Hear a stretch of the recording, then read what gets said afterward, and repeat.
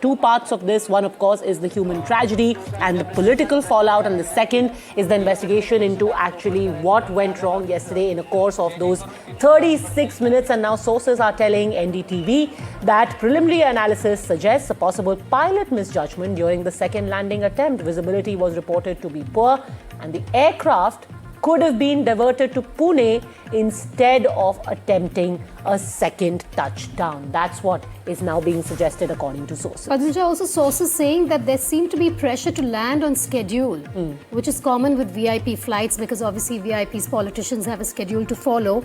And it also goes on to say, according to sources, that attempting such an approach at an uncontrolled airfield is considered risky, particularly when the runway was not visible minutes earlier.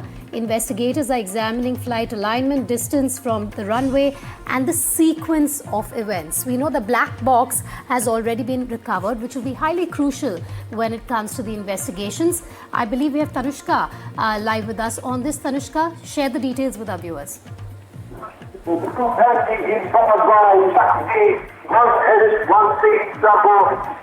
Tanushka, can you hear me?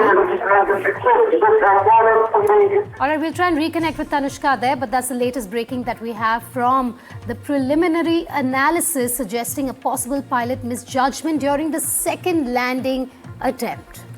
That's correct. And now, remember, this is something that we had told you right at the outset. The initial reports that had come in was that the visibility was poor, the runway was not visible. On the first landing attempt, the pilot said very clearly to air traffic control that the runway is not visible to them. Eventually, on the second attempt, they were told to make a go around. That did happen, and on the second attempt, they were given an all clear to land on runway number 11. But there wasn't a read back, which is that when they were told you're given the clear, you can land on runway 11, there wasn't a response from within the flight. Now, was that the misjudgment on part of the pilot? This is what sources seem to be suggesting at the time being. Let's try and go back to Tanushka and get more details of that. The speed, the positioning, the visibility, all of that is now being brought into question. Tanushka, what more are your sources telling you? So we've been given to understand that the preliminary analysis suggests a possible pilot misjudgment during the second landing attempt. We know that there were two landing attempts that were being made. The first one is when the pilot informed to the air traffic control that there is poor visibility and low visibility, which is when they, make a turnaround and come in for a second approach. It is during the second approach that we also understand our sources telling us that the pilot attempted to realign the aircraft, but the effort came too late due to speed and positioning. Initial findings indicate pressure to land on schedule, which is common in VIP flights and helicopter operations, as it is suggested that the pilot may have been under some sort of a pressure to, make the landing then and there at the Baramati airport. Sources also add that attempting such an approach at an uncontrolled airfield is considered risky, particularly when the runway was not visible just minutes earlier. Investigators from the initial investigation are also saying that examining flight alignment and distance from the runway in the sequence of events are currently underway as well to get in, of course, a clearer picture of what exactly went down. But yes, we do understand from our sources that there may have been a misjudgment on part of the pilot during the second landing. And the black box is going to be extremely crucial, Tanushka, and the focus is on the second attempt on trying to land that aircraft on that airstrip in Baramati.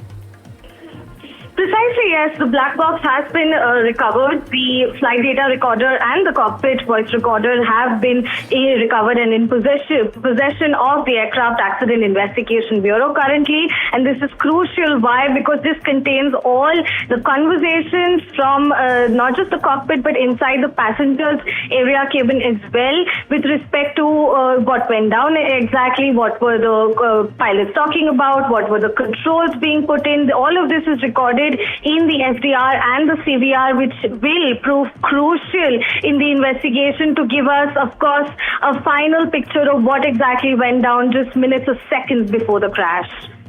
Now, remember, it also must be underscored over here that when it comes, to this particular area, this airport in Baramati, where this Learjet 45 crashed yesterday, which had 5 people on board, including Ajit Pawar, it lacks basic navigation aids and a fire tender. It has an air traffic control, but which is run by pilot cadets, and these cadets come from 2 local flying schools. Indian airports are basically categorized under various sections. There are 4 different groups: A, which is uncontrolled, under which Baramati falls; B, which is partially controlled, under which Chhatrapati Sambhajinagar or Jalgaon falls; C, fully controlled; and D, which is major control, which is like the airports we know in places like Mumbai and Delhi. So this was a category A airport.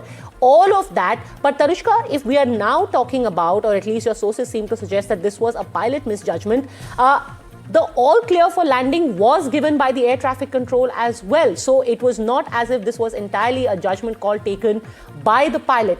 Help us understand how that works, because if you've been cleared for landing, that's what the pilot does, right? Precisely, yes. So, this is what our sources have also indicated, that there may have been some pressure on the pilot also to make a landing at the Baramati airport itself. And this is during the second landing we're talking about, the second approach made. The sequence of events that were, told to us by our sources, we've been given to understand that the aircraft, made contact with the ATC. And this is when the pilot, quote unquote, said that the runway was not in sight. At which point the pilots have also appeared to have decided to go around, make a fresh attempt. And thereafter, once again, they replied that the runway was currently not in sight. Quote, will call when runway is in sight. After a few seconds, the cockpit relayed that the runway was in sight. So the cockpit, the pilots also relayed to the ATC that they could see the runway in sight. At this point, the flight was cleared for landing.